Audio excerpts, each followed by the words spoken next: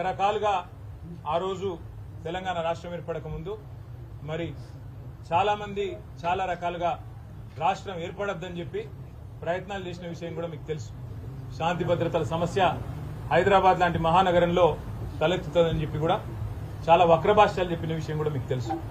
కానీ 9.5 సంవత్సరాలు ఒక్కటంటే ఒక్క రోజు కూడా కర్ఫ్యూ పెట్టాల్సిన అవసరం లేకుండా ఒక్కటంటే ఒక్కటి కూడా మరి గూండాగర్దీ కానీ చిల్లర రౌడీ షీటర్లు వాళ్ళ దురాగతాలు కానీ ఇట్లాంటివేవీ కూడా లేకుండా 9.5-10 ఏళ్ల పాటు ప్రశాంతమైన వాతావరణంలో హైదరాబాద్ మహానగరం మరి కేసీఆర్ గారి నాయకత్వంలో ముందుకు పోయింది.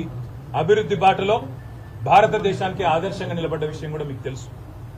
ఈ అభివృద్ధిని ఈ శాంతి భద్రతల పరిరక్షణను హర్షించిన ప్రజలు హైదరాబాద్ ప్రజలు ఏవైతే ఇక్కడ మంచి సౌలతులు శాంతి భద్రతలు వారికి కేసీఆర్ నాయకత్వంలో అందినాయో అవన్నీ చూసిన తర్వాతనే అటు 2018లో గాని 2023లో గాని 2 శాసనసభ ఎన్నికల్లో ఏకపక్షమైన మరి విజయాన్ని కేసీఆర్ గారికి వారి శిష్యులు మా అందరికీ కూడా అందజేయడం జరిగింది.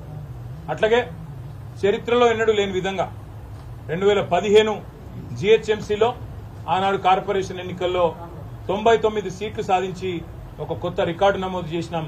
మళ్ళీ రెండవసారి కూడా 2020 సంవత్సరంలో తిరిగి మళ్ళీ గులాబీ జెండానే ఏకపక్షంగా గెలిచి హైదరాబాద్ మీద తనకున్న పట్టును రుజువు చేసుకున్న విషయాన్ని కూడా నేను గుర్తు చేస్తా ఉన్నా. కానీ హైదరాబాద్ లో ఒక్క సీటు రాలేదనే కోపంతో హైదరాబాద్ ప్రజల మీద పగబట్టి వాతావరణాన్ని చెడగొట్టైనా సరే మరి ఇక్కడ ఉండే నాయకులను ఇక్కడ ఉండే మా సోదరులను రెచ్చగొట్టి అవసరమైతే శాంతి భద్రతల సమస్య సృష్టించైనా సరే ఈసారి గూండాగర్దీతోని చిల్లర రాజకీయంతోని గెలవాలనే ప్రయత్నం కాంగ్రెస్ పార్టీ చేస్తున్నట్టుగా కనబడతా ఉన్నది. నిజంగానే నిన్న మొన్న ఎవరు అంటే నేను నమ్మలేదు. హైదరాబాద్ లో పిచ్చి కుక్కలు పెరిగిపోయినాయి, కానీ ముఖ్యంగా మల్కాజ్గిరిలో పిచ్చి కుక్కలు బాగా పెరిగినట్టున్నాయి. లేకపోతే ఎవడన్నా మెడ మీద తలకాయ ఉన్నోడు గంటసేపు వచ్చి మల్కాజ్గిరి చివరస్తాల గుండగాలను వేసుకొచ్చి గంటసేపు ఇక్కడ ట్రాఫిక్ జామ్ చేస్తూ నేను ఇక్కడికి వచ్చినా నువ్వు రా అని చెప్పి బస్తీ మీద సవాల్ అని చెప్పి చిల్లర రాజకీయం చేస్తుంటే ఏం చేస్తున్నది పోలీస్ యంత్రాంగం అని నేను అడుగుతున్నా. మా ఎమ్మెల్యేలను అరెస్ట్ చేసుడు కాదు, మా నాయకులను హౌస్ అరెస్ట్ చేసుడు కాదు, ఏం చేస్తున్నారు మీరు ఈ గుండాగాళ్లకు నియంత్రించేందుకని నేను అడుగుతా ఉన్నా. ఇలా ఒకటే మాట నేను అనేది, అసలు ఏమి అధికారం ఉన్నది కాంగ్రెస్ పార్టీ నాయకులకు మల్కాజ్గిరిలో? ఇవాళ ఇక్కడ ఎమ్మెల్యే గారు బీఆర్ఎస్ పార్టీ నుంచి ఉన్నారు, గౌరవ కార్పొరేటర్లు ఉన్నారు, సబితా అనిల్ కిషోర్ గాని మా సోదరి విజయశాంతి శ్రీనివాస్ రెడ్డి గాని మా వాళ్ళందరూ ఉన్నారు. వాళ్ళందరూ ఏ ప్రోగ్రాంకు పోయినారు? దేవుడికి గుళ్లకు చెక్కులు ఇచ్చే కార్యక్రమానికి పోతే అది కూడా కావాల్సుకొని మీ అడ్డాల పెట్టుకొని ఆడ పిరికి పందలైన మీ అనుచరులను పెట్టి గుండగాలను పెట్టి మా వాళ్ళ మీద దాడి చేయించి ఏం చేయదలుచుకున్నారని నేను అడుగుతా ఉన్న కాంగ్రెస్ పార్టీ నాయకులను, ఈ చిల్లర గుండగాలను.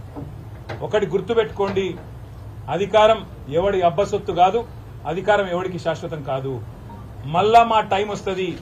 ఇవాళ కట్టు బానిసల్లాగా పనిచేస్తున్న అధికారులు ఎవరైతున్నారో నేను వాళ్ళకి చెప్తున్నా, ఇలా రాసి పెట్టుకోండి.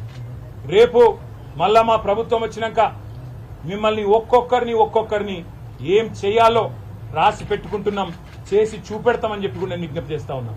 మీరు కట్టు బానిసల్లాగా పనిచేసి ఇవాళ మా రాము యాదవ్ మీద 1 కాదు 2 కాదు 7 ఎఫ్ఐఆర్లు చేసిండ్రు.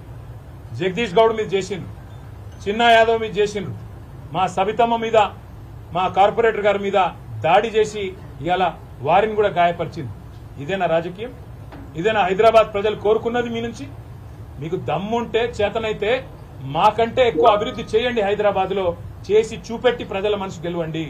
అంతేగాని గుండగాల లెక్క మల్కాజ్గిరి చివరస్తాలో కూర్చుంటాం, వచ్చినాం ఇక రా నువ్వు కూడా అని బస్తీ మీద సవాలని చిల్లర రాజకీయం చేస్తే హైదరాబాద్ ప్రజలు ఎన్నటికీ కూడా హర్షించరు. అందులో ముఖ్యంగా మల్కాజ్గిరి చాలా మంది విద్యాధికులు విద్యావంతులు దేశంలోని వివిధ ప్రాంతాల నుంచి ఇక్కడికి వచ్చి ఉద్యోగాల కోసం, మిలిటరీలో పనిచేయడం కోసం, ఇంకా వేరే మరి పరిశ్రమల్లో పనిచేయడం కోసం ఇక్కడ వచ్చి స్థిరపడ్డ వాళ్ళు లక్షల సంఖ్యలో ఉన్న ఈ ప్రాంతంలో ఈ చిల్లర రాజకీయం గుండాగర్దిని ఎవరు కూడా సహించరు. అసలు ఎక్కడ ఉన్నది ఈ రాష్ట్రంలో శాంతి భద్రతలు? ఇక్కడ ఉండే ఒక ఎక్స్ఎమ్మెల్యే డైరెక్ట్ గా పోయి సిద్దిపేటలో మా మాజీ మంత్రి హరీష్ రావు గారి క్యాంపు కార్యాలయం మీద దాడి చేసి అక్కడ ఉండే బోర్డులు ధ్వంసం చేసి హరీష్ రావును పెట్రోల్ పోసి తగలబెడతా అని చెప్పి బహిరంగంగా కెమెరాల ముందు మాట్లాడితే కేసులు పెట్టలేని సన్నాసులు పిరికి పందలు ఈ రాష్ట్ర పోలీసులు. మీరు ఏమో అనుకుంటున్నారు గాని పక్కాగా నేను చెప్తున్నా, రాసి పెట్టుకోండి. ఇవాళ శశిధర్ గౌడ్ అనే ఒక పిల్లగాడు రీట్వీట్ కొడితే ఆయన మీద కేసు పెట్టినరు, కానీ పెట్రోల్ పోసి తగలబెడతా అని కాంగ్రెస్ చిల్లర నాయకుడు మాట్లాడితే వాని మీద కేసు ఉండదు. ఇదేనా నీ పోలీసింగ్? ఇదేనా పోలీసులు నడవాల్సిన పద్ధతి? అధికార పార్టీకి తొత్తులుగా కట్టు బానిసలుగా ఇదేనా పనిచేసే పద్ధతి అని నేను అడుగుతా ఉన్నా. ఇవాళ ఏకపక్షంగా పనిచేస్తున్నారో ఒక్కొక్కరిని ఏం చేస్తామో అధికారంలోకి వచ్చిన తర్వాత తప్పకుండా చేసి చూపెడతామని చెప్పి నేను విజ్ఞప్తి చేస్తున్నాను. ఒక్క రాష్ట్రంలో ఒక ఐపీఎస్ అధికారి మరి చివరికి ఆ రాజీనామా చేసిపోయే పరిస్థితి వచ్చింది ఇట్లాగే వ్యవహారం చేస్తే. ఇవాళ మా సోదరులు మా సోదరిమణులకు మొత్తం పార్టీ అండగా ఉన్నదని చెప్పేందుకే నేను కూడా ఇక్కడికి వచ్చిన. ఏ ఒక్కరి మీద ఒక చేయి పడ్డా, ఏ ఒక్కరి మీద దాడి జరిగినా మొత్తం రాష్ట్ర పార్టీ మొత్తం వస్తుంది. అందరం ఎమ్మెల్యేల మేము కూడా వదిలిపెట్టాం. ఆ తర్వాత జరిగే పరిణామాలకు ఈ రాష్ట్ర డీజీపీ, రాష్ట్ర ముఖ్యమంత్రి, రాష్ట్ర హోంమంత్రిగా ఉన్న వ్యక్తే బాధ్యత వహించాలని చెప్పి కూడా నేను హెచ్చరిస్తా ఉన్నా. ఇవాళ చిల్లర రాజకీయాలు చేసుడు కాదు, దమ్ముంటే మల్కాజ్గిరిలో పనిచేసి ఎలక్షన్లు వస్తాయి, వచ్చి చెప్పు ప్రజలకు ఏం చేసినామో చెప్పు. మేం చెప్తాం 10 ఏళ్లలో మేమేం చేసినాం, మీరేం చేసినరో దమ్ముంటే చెప్పండి. అంతేగాని ఈ చిల్లర రాజకీయంతో భయపెడతాం, బెదిరిస్తాం, గుండాగర్దితోనే నడిపిస్తాం అని ఎవడు అనుకున్నా, ఎవడైనా సరే, రేవంత్ రెడ్డి అయినా మన తొత్తులైనా సరే తప్పకుండా చెప్తా ఉన్నాం, దానికి తగ్గ ప్రతిఫలం అనుభవిస్తారు.